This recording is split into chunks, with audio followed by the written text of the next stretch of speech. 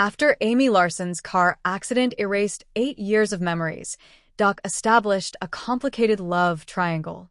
Although she is still happily married to Michael Hamda in her imagination, the two of them are actually divorcing and Michael has since remarried.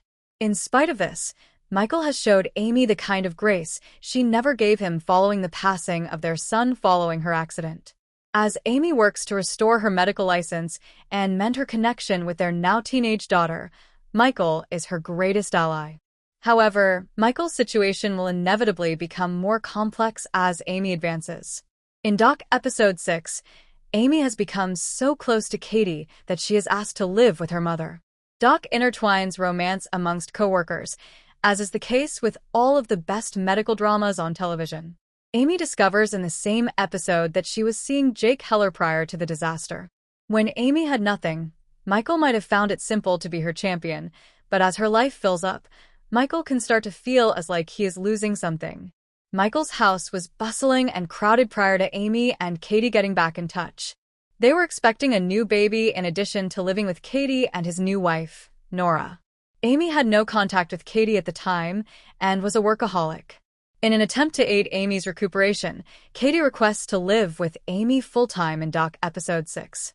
Katie presents it as beneficial for Michael as well because Nora can now convert Katie's room into a nursery.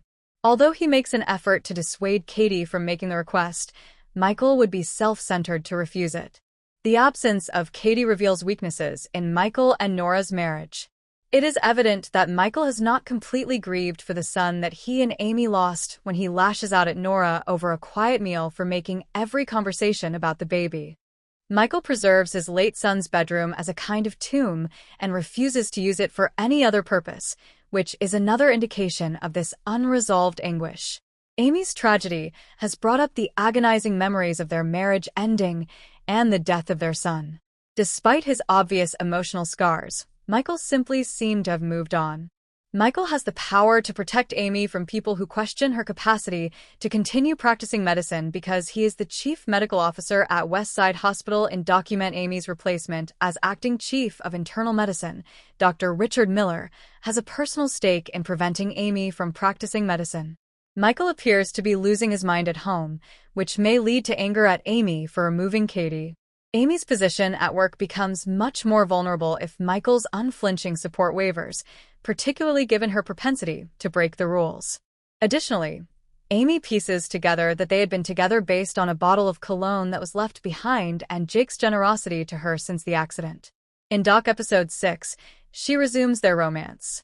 The fact that Amy was in a relationship with the chief resident, who was once her direct subordinate, will offer her enemies more ammunition regardless of Michael's response. In the latter part of Season 1 and the possible Doc Season 2, Amy might be forced to face how dependent she is on Michael's kindness. Remember to like, share, and subscribe to my channel for more videos.